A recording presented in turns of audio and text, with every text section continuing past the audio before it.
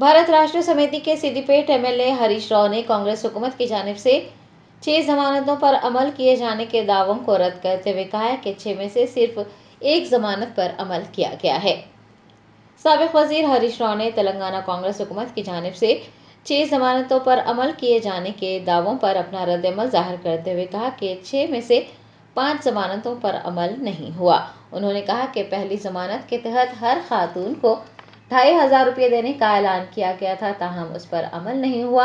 दूसरी गारंटी के तहत किसानों को 15,000 रुपये रईतु बंधु, 500 रुपये बोनस और ज़रई मजदूरों को 12,000 रुपये देने का वादा किया गया था, लेकिन उस पर भी अमल नहीं किया गया।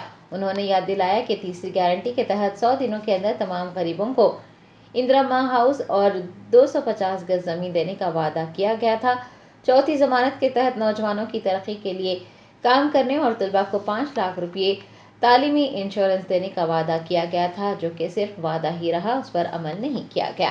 हरीश राव ने कहा कि 5वीं जमानत के तहत रियासत के ज़ईफ़ों और बेवाओं को 4,000 रुपये वजीफा देने का भी वादा किया गया था, लेकिन उस पर भी अमल नहीं किया गया। हरीश राव का कहना है कि हकीकत यह है कि 6 में से 5 जमानतों पर अमल ही नहीं हुआ। ఏమీ లేదు, మీ 5 నెలల పాలనలో ఉన్నవి ఊడవిక్తా ఉన్నారు. ప్రజల కష్టాలు ప్రారంభమైనటువంటి పరిస్థితి ఉంది.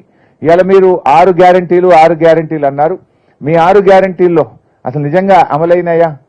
6 గ్యారెంటీల్లో 5 అయిపోయినాయని ఒక సత్యదూరమైన విషయం మాట్లాడుతూ ఉన్నారు. ఇది కాంగ్రెస్ పార్టీ మేనిఫెస్టో.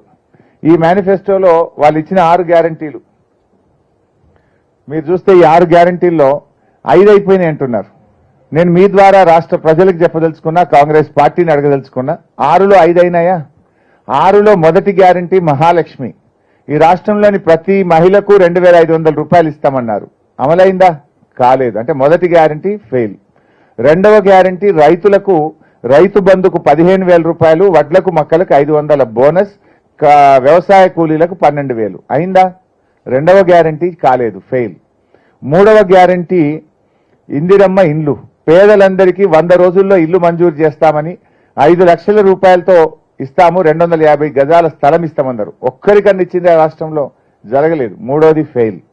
నాలుగోది యువ వికాసం. విద్యార్థులందరికీ 5 లక్షల విద్యా భరోసా కార్డు అన్నారు, నిరుద్యోగ భృతి అన్నారు. నాలుగోది కూడా అమలు కాలేదు, ఫెయిల్. ఐదవది చేయూత. రాష్ట్రంలో వృద్ధులకు, వితంతువులకు, ఆసరా పెన్షన్దారులకు 4,000 పెన్షన్ ఇస్తామన్నారు. ఐదవది ఇవ్వలేదు, ఫెయిల్.